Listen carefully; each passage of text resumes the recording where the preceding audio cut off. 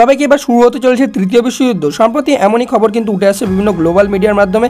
পশ্চিম এশিয়ায় ইসরায়েল এবং ইরানের মধ্যে যে কনফ্লিক্টটা শুরু হয়েছে সেটাকে কেন্দ্র করেই কিন্তু মেনলি এই জল্পনা কল্পনা সবার কিন্তু উঠে আসছে। বিভিন্ন দেশের যে বিভিন্ন গ্লোবাল মিডিয়া এবং নিজের দেশের মিডিয়া, তাছাড়া হচ্ছে কি বিভিন্ন দেশের প্রেসিডেন্ট বা প্রাইম মিনিস্টার, তারা কিন্তু এই ব্যাপারটাকে খুব সিরিয়াস নিচ্ছে এবং খুবভাবে কিন্তু ডিসকাস করছে ব্যাপারটা।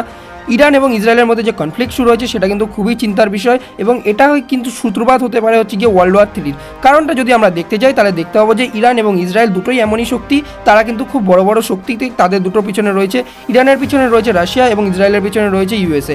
তো যদি দেখতে যাই এই দুটোর মধ্যে যদি কোনো রকমভাবে সংঘাত চালু হয় তাহলে কিন্তু হতে পারে হচ্ছে গিয়ে কিন্তু খুব বড় পরিমাণের যুদ্ধ। কারণ ইরান এবং রাশিয়া যদি আমরা দেখতে যাই তাহলে কিন্তু তারা খুবভাবেই কিন্তু একে অপরকে কিন্তু সাপোর্ট করে এবং এর পিছনে কিন্তু রাশিয়ার হাত পুরোভাবে রয়েছে। অন্যদিকে যদি দেখি ইসরায়েল, তাকে কিন্তু সবসময় মদত দেয় হচ্ছে কিন্তু ইউএসএ। তাহলে ব্যাপারটা আমরা বুঝতেই পারছি এখান থেকে কিন্তু আলটিমেট যুদ্ধটা কিন্তু রাশিয়া এবং ইউএসএর মধ্যে কিন্তু হতে পারে। আবার যেমনটা কিন্তু ইউক্রেন এবং রাশিয়ার মধ্যে যেমনটা হচ্ছে, অর্থাৎ রাশিয়া একদিকে, আরেকদিকে পুরো গোটা ইউরোপিয়ান কান্ট্রি এবং তার সাথে হচ্ছে গিয়ে ইউএসএ, তারা কিন্তু ইউক্রেনকে কন্টিনিউয়াসলি সাপোর্ট করে যাচ্ছে এবং ব্যাপারটা কিন্তু ওয়ার্ল্ডকে নিয়ে যাচ্ছে একটা যুদ্ধের দিকে, অর্থাৎ গ্লোবাল পিস কিন্তু অলরেডি কিন্তু নষ্ট হচ্ছে।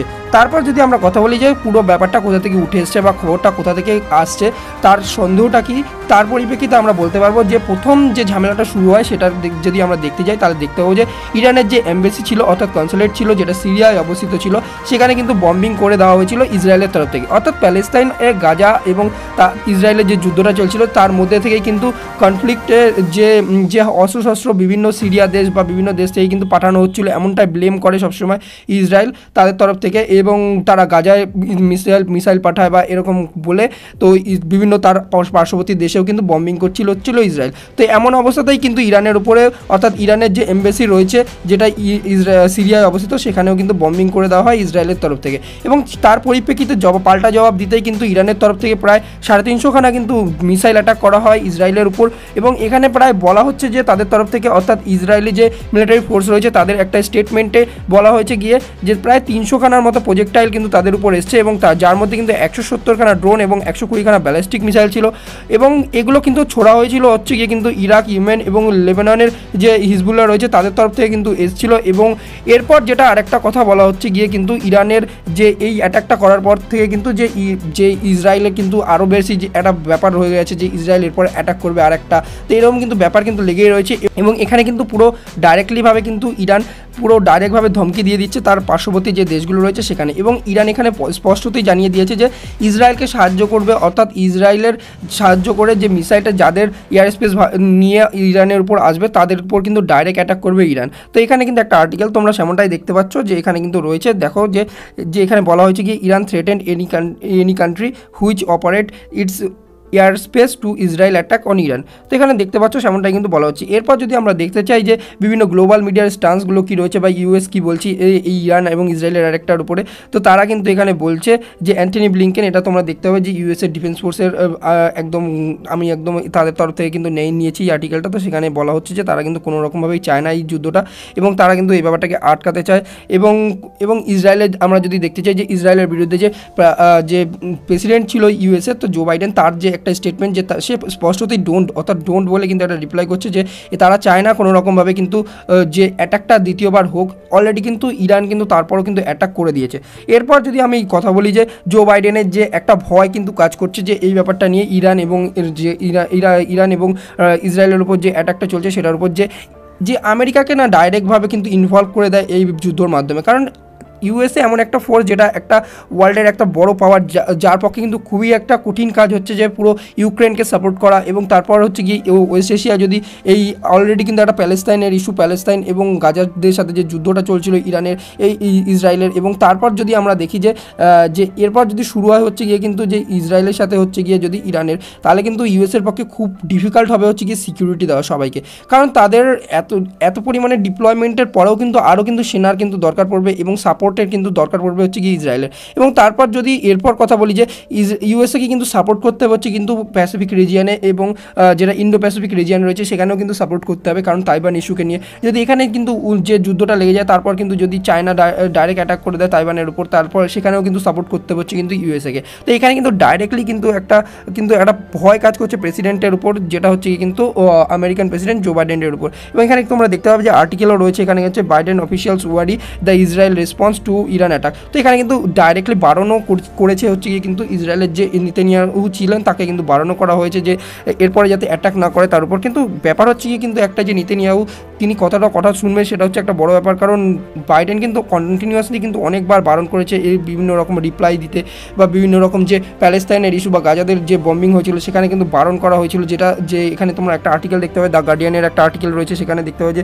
Biden tells Israel not to repeat mistake made by US after 9/11। অর্থাৎ তারা কিন্তু বলছে যে 9/11 পর যেমনটা আমরা ভুল করেছিলাম আফগানিস্তানে গিয়ে অনেকটা টাইম আমরা কাটিয়ে এসেছি, বা সেখানে গিয়ে আমরা ঠিক করতে গেছি, তো এরকমটাই ভুল যাতে না করতে কথা কিন্তু বলা হয়েছিল কিন্তু গাজাদের উপর, যখন আক্রমণটা কিন্তু গাজাদের তরফ থেকে কিন্তু যখন ইসরায়েলে অ্যাটাকটা করা ছিল। তো এটাকে উপেক্ষা করে কিন্তু তারা কিন্তু যুদ্ধে কিন্তু নেমে গেছিল। তো এখানে কিন্তু একটা খুব বড় ব্যাপার যে এই ব্যাপারটাও কতটা শুনবে হচ্ছে গিয়ে কিন্তু ইরানদের উপর আক্রমণ করার ব্যাপারে ইসরায়েল, সেটা কিন্তু একটা খুব গুরুত্বপূর্ণ কোশ্চেন মার্ক আছে। এবং আমরা যদি দেখতে চাই যে এরপরে যেটা ইসরায়েলের তরফ থেকে ইসরায়েলের উপরে যে অ্যাটাকটা নিয়ে যেটা ইরানের স্টান্স, অর্থাৎ ইরান কেন অ্যাটাকটা করেছে সেটা যে অফিসিয়াল ক্লারিফিকেশন দেওয়া হয়েছে, সেটা নিয়ে কিন্তু ইরান বলেছে যে সে ইউএন চার্টারের 51 আর্টিকেল অনুসারে কিন্তু সে অ্যাটাকটা করেছে। অর্থাৎ এখানে ইউএন চার্টার অনুসারে তারা ফলো করে কিন্তু এই অ্যাটাকটা ইসরায়েলের উপর করেছে, অর্থাৎ নীতিসম্মত কিন্তু তাদের কথা অনুযায়ী অ্যাটাকটা করা হয়েছে। আমরা যদি দেখতে চাই ইউএন আর্টিকেল 51, তাহলে কিন্তু এখানে ডাইরেক্টলি স্পষ্টভাবেই বলা হয়ে থাকে যে কোনো দেশের এমবেসি বা কোনো বাইরের দেশে অবস্থিত ভারতের এমবেসি হোক বা কোনো দেশেরই যদি এমবেসিতে যদি অ্যাটাকটা হয়ে থাকে, বা যেমনটাই হয়েছে যে ইরানের ক্ষেত্রে যেটা হয়েছে যে ইরানের যেটা একটা সিরিয়ায় একটা এমবেসি ছিল এবং সেখানে ডাইরেক্ট অ্যাটাক করে দেওয়া হয়েছে গিয়ে ইসরায়েলি ফোর্সের দ্বারা। অর্থাৎ সেখানে ইউএন আর্টিকেল 51 বলে যে যদি কোনো বাইরের দেশের শত্রু দেশ বা বাইরের দেশ সে তার বাইরের দেশে থাকা কনসুলেট বা যে এমবেসি রয়েছে সেখানে অ্যাটাক করে, তাহলে সে তার নিজের দেশের কিন্তু অ্যাটাক হিসাবে মেনে কিন্তু সে রিপ্লাই দিতে পারে। তো সেই অনুযায়ী কিন্তু এখানে কিন্তু ইরানের কথা অনুযায়ী কিন্তু তারা সেই হিসাবে কিন্তু রিপ্লাই দিয়েছে, অর্থাৎ দুজনের কিন্তু প্রতিশোধ অলরেডি নিয়ে নিয়েছে। এখানে ব্যাপারটাই কিন্তু এখানে দাঁড়িয়ে আছে।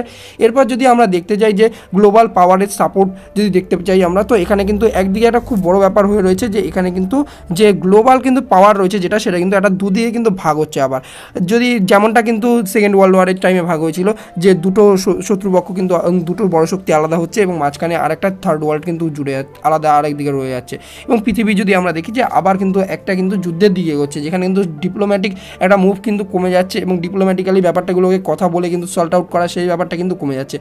যদি আমরা সেকেন্ড ওয়ার্ল্ড ওয়ারের মতো দেখি তাহলে কিন্তু আবার এখানেও আমরা দেখবো যে এদিকে কিন্তু একদিকে রাশিয়া এবং একদিকে কিন্তু ইউএসএকে নিয়ে কিন্তু ব্যাপারটা হচ্ছে, এবং একদিকে কিন্তু জো বাইডেনের দিক, আরেকদিকে কিন্তু পুতিনের দিক নিয়ে ভাগ হচ্ছে। এবং এখানে হচ্ছে কিন্তু এই এরিয়াটায় তো অলরেডি কিন্তু যুদ্ধ চালু হয়ে গেছে, যেটা হচ্ছে গিয়ে কিন্তু ইউক্রেন এবং রাশিয়ার মধ্যে যুদ্ধ চলছে। সেকেন্ড হচ্ছে গিয়ে কিন্তু এই এরিয়াটার মধ্যে কিন্তু তাইওয়ান হচ্ছে গিয়ে কিন্তু হচ্ছে গিয়ে ইউএসের দিকে, এবং বাকি চায়না হচ্ছে গিয়ে কিন্তু বাকি চায়না যেটা রয়েছে সেটা কিন্তু হচ্ছে গিয়ে কিন্তু রাশিয়ার সাপোর্টে। এবং এখানেও যদি আমরা দেখি যে ইরানকে কিন্তু হচ্ছে গিয়ে কিন্তু সাপোর্ট করে হচ্ছে গিয়ে রাশিয়া, এবং এখানে আরেকটা যেটা ইসরায়েল সেখানে কিন্তু সাপোর্ট পায় হচ্ছে গিয়ে ইউএসের তরফ থেকে। তো এখানে কিন্তু আবার একটা যুদ্ধ কিন্তু চালু হচ্ছে, এবং এই যে রিজিয়নটায় যদি যুদ্ধ চালু হয় তাহলে কিন্তু বাকিদেরও কিন্তু যুদ্ধে কিন্তু জড়িয়ে পড়তে হবে।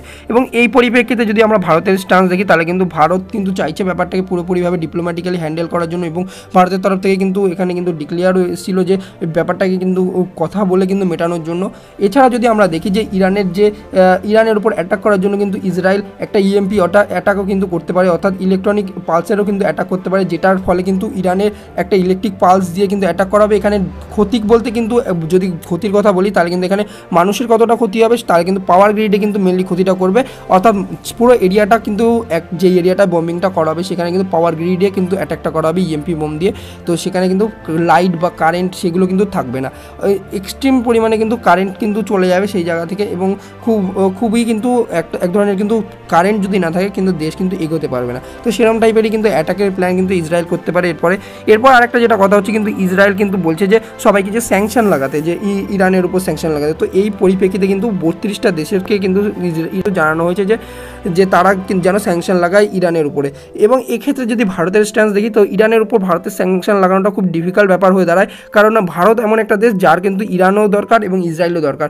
ইরানের কিন্তু চারবার পোর্টের মাধ্যমে কিন্তু ভারত ট্রেড করে ইউরোপিয়ান কান্ট্রিতে, এবং তারা কিন্তু চারবার পোর্টটা ইউজ করেই কিন্তু এই সব কাজগুলো করে। এবং এখানে যদি ইরানকে যদি স্যাংশন লাগাতে হয় তাহলে কিন্তু তারা কিন্তু চারবার পোর্টে কিন্তু ব্যান লাগাবে, এবং সেখানে কিন্তু ভারতবর্ষের কিন্তু ক্ষতি হবে। তাহলে কিন্তু সেই পরিপ্রেক্ষিতে দাঁড়িয়ে ভারতবর্ষের কিন্তু খুব ডিফিকাল্ট হবে এই জিনিসটা করা। এবং এরপর যদি আমরা কথা বলি যে সবথেকে পৃথিবীর যেটা যে স্যাংশনপূর্ণ দেশ, তার মধ্যে আমরা দেখতে পাবো যে রাশিয়া কিন্তু এখনও পর্যন্ত টপে রয়েছে, এবং তারপর রয়েছে কিন্তু ইরান। এখানে কিন্তু আরেকটা যেটা কথা তোমাদের বলার, যেটা যে ইরান কিন্তু যে মিসাইল প্রোগ্রামের মাধ্যমেই কিন্তু এই অ্যাটাকটা করেছে, এবং ইসরায়েল কিন্তু সেখানে কিন্তু মানে খুবভাবে কিন্তু বারণ করছিল, যেটা যে ইরানের উপর যে স্যাংশনটা ছিল, যেটা যে মিসাইলের উপর বা মিসাইল সিস্টেমের উপর, সেখানে কিন্তু একটা স্যাংশন ছিল, সেই স্যাংশনটা কিন্তু সরিয়ে দেওয়ার পরেই কিন্তু এই অ্যাটাকটা কিন্তু করা হয়েছে। তো এই হচ্ছে পুরো একদম ডিটেল আপডেট। এটা নিয়ে যদি পরে আবার কোনো আপডেট আসে, এবং আপডেট অবশ্যই আসবে, কারণ এটা একটা খুবই গুরুত্বপূর্ণ ভাইটাল নিউজ, ওয়ার্ল্ডের একদম পুরোভাবেই কভার করা হচ্ছে। তো ইসরায়েলের তরফ থেকে কোনো রকম যদি এরপরে কোনো রকম রিপ্লাই আসে তো অবশ্যই আমি আবার একটা ভিডিও করে তোমাদের সাথে শেয়ার করবো। ভিডিও ভালো লাগলে লাইক শেয়ার করে দিও, এবং দেখা হচ্ছে তোমাদের সাথে পরবর্তী ভিডিওর আপডেটের সাথে।